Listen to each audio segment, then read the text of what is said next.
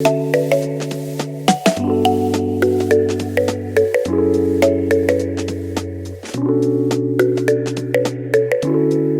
nkuramutse we mukunzi wa Bwiza TV, we wakoze subscribe nawe utarayikora, ngushimire kubw'urukundo ndetse no kugumya kubana natwe.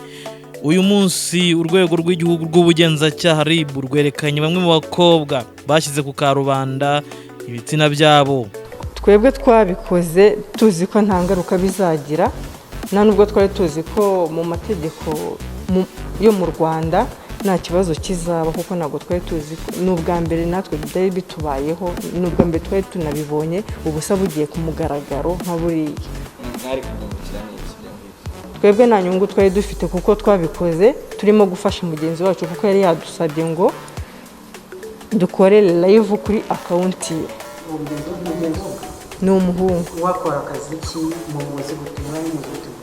Twebwe tumuzi, nje uko muzi ni inshuti yanjye yanjyanyeyo. Tugezeyo uwo muhungu afite amafaranga menshi ariko nta kazi afite. Twajyaga twigofotoreza mu mafaranga ye yuzuye aho ngaho, yuzuye mu nzu, tukibaza akazi akora natwe bikatuyobera, akatugurira, ariko nta numwe yagombaga kuvuga ngo wenda ngo bararyamana muha amafaranga. Byari enjoy.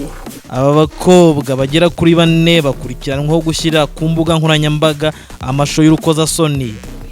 Urwego rw'ubugenzacyaha RIB rwerekanye abakobwa uko ari 4 bari mu kigero cy'imyaka 18 na 27 y'amavuko, bakekwaho icyaha cyo gutangaza amashusho y'urukozasoni binyuze kuri internet. Umwe muri aba bakobwa yabwiye itangazamakuru ko basuye umuhungu ufite amafaranga, batigeze batangaza amazina, ariko RIB yo yabwiye abanyamakuru ko imufite. Uyu muhungu ngo yaje kubasohokana ahitwa kuri Pilipili, abagurira ibintu bitandukanye, hanyuma abasaba kumufasha guteza imbere konte ya Instagram, bashyiraho amashusho yabo, bakora ibikorwa by'urukozasoni. Uyu muhungu yabwiye aba bakobwa ko ibyo akeneye ari uko abantu bari burebe ari benshi ibyo bari kwerekana kuri urwo rubuga, ndetse ababwira ko bagiye gutambutsaho amashusho imbona nkubone berekana ubwambure bwabo.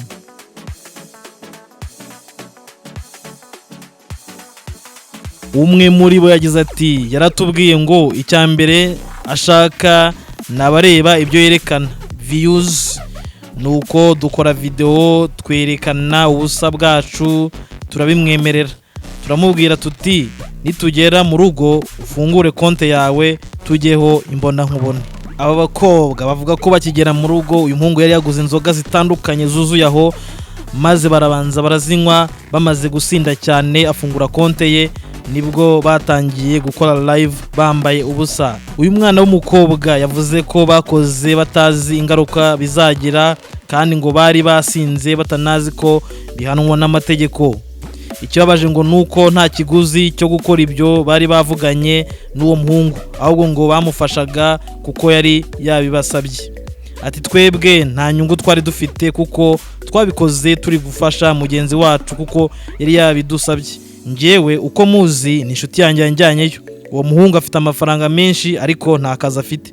Twajyaga tuyifotorezaho yuzuye mu nzu, tukibaza akazi akora bikatuyobera. Babakobwa bavuga ko ubwo hageraga mu gitondo baje kureba amashusho yabo bambaye ubusa, maze bagwa mu kantu. Uyu muhungu bavuga ko afite amafaranga batazakura, ngo afata abana b'abakobwa bari hagati y'imyaka 18 na 25, akabaha ibiyobyabwenge, bamara gusinda akabasaba kwambara ubusa, agafata amashusho yabo akayashyira ku mbuga nkoranyambaga agamije kuyacuruza. Ntabwo byemewe, ariko Pilipili wo barakora. Hanyuma umaze kumenya ko wakoze live nk'iyo, utubwiye ko wari wasinze, ugaruye ubwenge wumva kumeze gute? Mu gitondo narabyutse mfunguye telefone, nta kindi cyantanze imbere, ni amavideo, nanjye ikimwaro cyaranyishe n'isoni ziranyica. Nekereza niba ari njyewe wabikoze birandenga, ariko nkaba nsaba imbabazi z'ibyo nakoze, kuko ntabwo nabikoze mbigambire, nta n'inyungu mbifite, kuko nabikoze nkaho ndimo gukorera mugenzi wanjye. Yari yansabye ko ashaka ama views kuri account. Ndasaba imbabazi abayobozi yaba RIB na polisi y'u Rwanda n'abayobozi batandukanye n'igihugu cy'u Rwanda, kuko nagikojeje isoni na bagenzi banjye tungana n'urubyiruko bose ndabasaba imbabazi, bambabarire ko iki kintu nakoze ntazongera kugikora.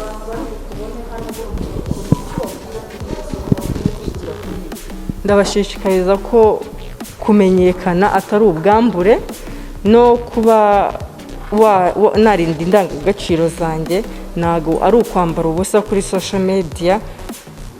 Ndabashishikariza ko ibyo bintu byabaye barebereho urugero, ntibazabikore kuko ntabwo ari byiza, kuko nanjye byambereye isomo. Ni ubwa mbere nari mbibonye. Oya, covid itaraza nakoraga hariya kwa Ndori muri resitora.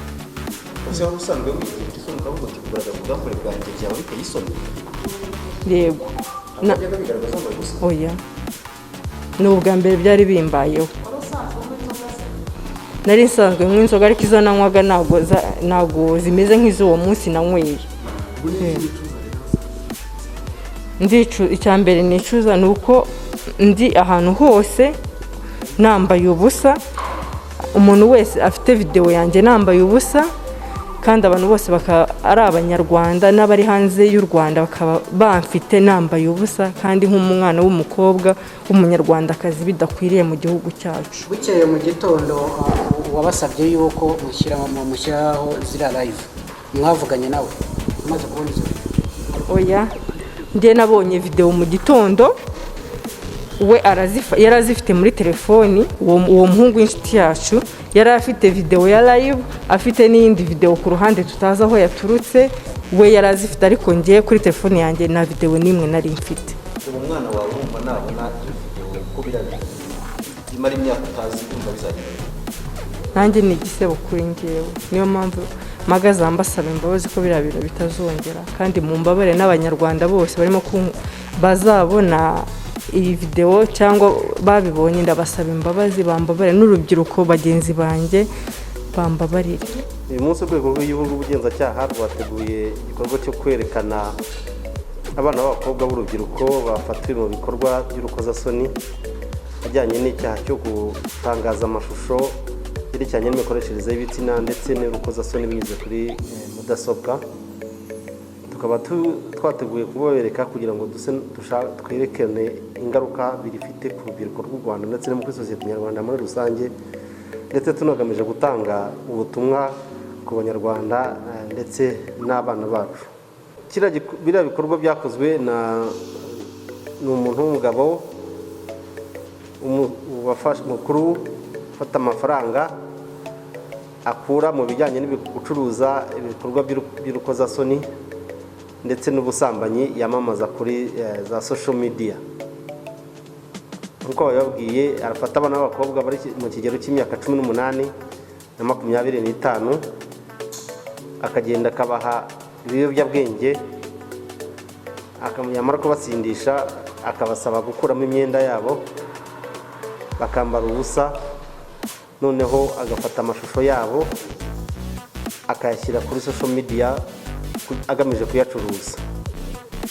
Si ibyo gusa kandi, iyo amaze gukora ibyo ngibyo, abantu bamaze kureba aya mashusho ye barahindukira bakamwereka ko bakeneye kuvugana n'abo bantu bashyizwe kuri social media, ko babona bumva bakwishimisha bari kumwe nabo.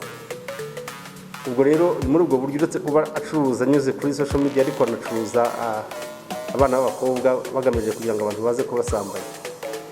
Iyo urebye rero usanga iki gikorwa si cyo gucisha kuri social media gusa ubwacyo cyonyine, ahubwo kinaganisha no kwicuruzwa ry'abantu, kuko niba bamaze kugaragaza amashusho yabo hanyuma abantu bakaza kubashaka banyuze kuri uriya, kiba ari icyaha cyo gucuruza abantu.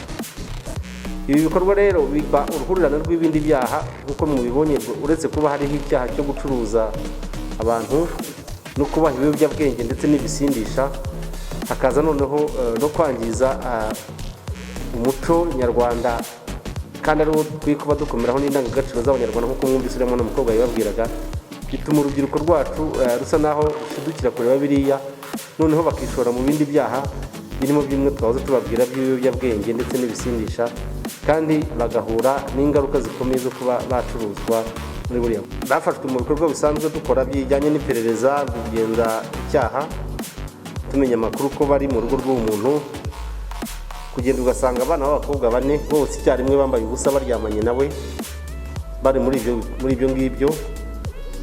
Noneho barafatwa kugira ngo nibura bakurikiranwe kuri ibyo byaha nababwiye rero bakurikiranyweho uyu munsi. Abana b'abakobwa bakurikiranyweho ibyaha byo gutangaza amashusho yerekeranye n'imikoreshereze y'ibitsina ndetse n'amashusho y'urukozasoni binyujijwe ku mbuga nkoranyambaga hakoreshejwe kompiyuta, ndetse bagakurikiranwa hakabaho n'ukurikiranyweho kunywa ibiyobyabwenge kuko hari uwapimwe bakabimusangamo kandi nawe akaba abyemerewe. Hanyuma abo bose rero twifuje ko bari abakobwa bari abana bakurikiranwa kwabo, nubwo bakoze ibyo ngibyo bakabikora babishaka, ariko uwabakoresheje ibyo ngibyo akwiye gukurikiranwa ku giti cye kugira ngo noneho turusheho gushyira imbaraga mu gutanga ubutumwa twaha abanyarwanda muri rusange ndetse n'urubyiruko by'umwihariko kugira ngo turwanye biriya. Uwakoze biriya rero azakurikiranwa ku giti cye n'abari nabo bakurikiranwa ku giti cyabo. Kuri bariya bana b'abakobwa ibyaha bakurikiranyweho biteganyijwe mu itegeko rirebana n'ibyaha bikorewe ku ikoranabuhanga. Icyaha cyo gukoresha amashusho aganisha ku mikorere y'imibonano mpuzabitsina biteganya ko uhamwe n'icyo cyaha ashobora guhabwa igihano kiri hagati y'imyaka 3 n'5 ndetse n'ihazabu iri hagati ya $1 na $3. Naho ikijyanye n'urukozasoni ni igihano giteganyijwe cy'amezi 6 kugera ku myaka 2. Abantu bavuga ko ibintu bisanzwe bikorwa barabikora nubwo bariya bavuga ko wenda ubwa mbere nubwo ariko bafashwe ibintu ko bisanzwe bikorwa ku cyari ubwa mbere twabonye ntabwo mwari mwafata ko bihari. Bisanzwe bihari kandi tumaze n'iminsi tubivuga tubwira abantu ko bakwiye kwirinda biriya bikorwa kubera yuko byangiza urubyiruko bwabyo. Kandi murebye kuri za social media muzasanga abantu bashyira amavideo n'amashusho kuri social media. Ibyo ngibyo rero bikangiza urubyiruko rwacu ndetse n'indangagaciro z'abanyarwanda kuko bizatuma abana bararukira biriya. Tukifuza rero ko dutanga ubutumwa bukomeye ko tutazihanganira ibikorwa nka biriya, yaba ari ababikora ndetse n'ababikoresha abana, cyane cyane ko harimo n'abashyiramo abana bari munsi y'imyaka 18.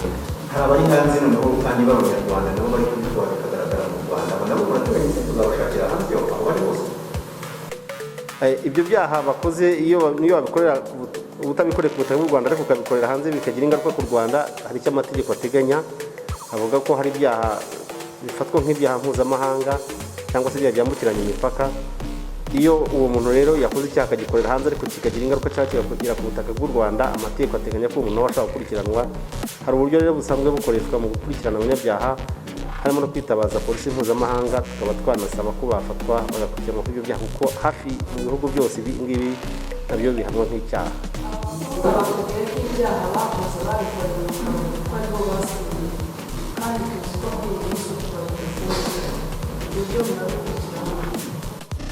Ibijyanye no kutubahiriza amabwiriza yo kwirinda covid, ikwirakwira ry'icyorezo cya coronavirus bifite izindi nzego bireba. Iyo rero bibaye ngombwa ko bakurikiranwa kiswe icyaha, cyane cyane nk'abahabwa amabwiriza ntibayubahirize bakagerageza kunanirana bya kiboko, nibwo hashobora kubaho ubugenzacyaha bwakurikirana. Ariko abafungura bitabyemerewe, izi nzego za minisiteri n'ubutegetsi bw'igihugu ndetse na polisi y'igihugu ngira ngo biri mu nshingano zabo. Ntekereza ko hari ikigomba gukorwa. Aba ni bamwe mu magana y'abakobwa babikora cyangwa se bagerageza kubikora. Ubutumwa mu baha abo bandi basigaye, ubutumwa bwa bundi twababwiraga ko biriya amategeko bwa cyambere amategeko arabihana. Ntabwo rero tuzihanganira uzagaragaza ubunyota yo gukora biriya kuko ari icyaha ubwacyo, kandi mwumvise ko n'ibihano biteganijwe ari birebire. Noneho ntabwo twanakwemera ko urubyiruko rwacu rugana muri biriya, cyane cyane ko twavuze ko akenshi bigana mu icuruzwa ry'abantu.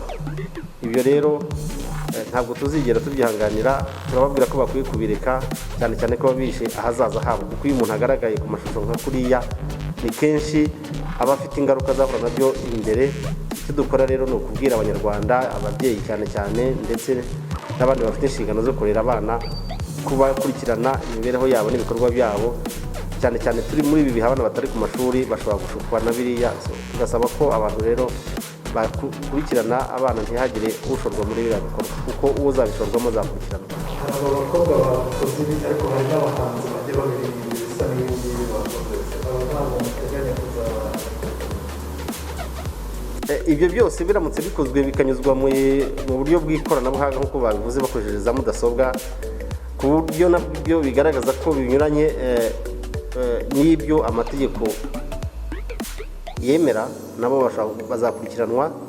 Ariko ubwo bizaterwa noneho nuko twabonye niba uwo waririmbye yabishyize kuri za social media cyangwa se ahandi hantu hose banyuze mu nzira z'ikoranabuhanga, kuko nicyo itegeko ririmo gukurikirana uyu munsi. uyu muhungu usibye no kuba acuruza ku mbuga nkoranyambaga ngo acuruza n'abana b'abakobwa bagamije kujya kubasambanya. Iyo urebye usanga iki gikorwa kiganisha no kwicuruzwa ry'abantu. Uyu mugabo wakoresheje ibyaha ntabwo yerekanwe hamwe n'aba bakobwa, gusa RIB yatangaje ko azakurikiranwa ukwe. Ingingo ya 34 yerekeye gukumira no guhana ibyaha bikoreshejwe ikoranabuhanga ivuga ko gushyira ahagaragara amashusho yerekana n'imikoreshereze y'ibitsina hakoreshejwe mudasobwa cyangwa urusobe rwa mudasobwa bihanishwa igifungo kitari munsi y'imyaka 3 ariko kitarenze imyaka 5 n'ihazabu ya miliyoni ariko itarenze miliyoni 3. Mukomeze kugira ibihe byiza rero, nakagaruka tubagezaho amwe makuru akomeje kuvugwa. Ababyeyi icyo nababwira abari bumbone ndabasaba imbabazi, ciye bugufi bambabarire kuko nanjye sinabikoze ari ubushake bwanjye, ni inzoga zabinkoresheje nisanze mu gatego naguyemo.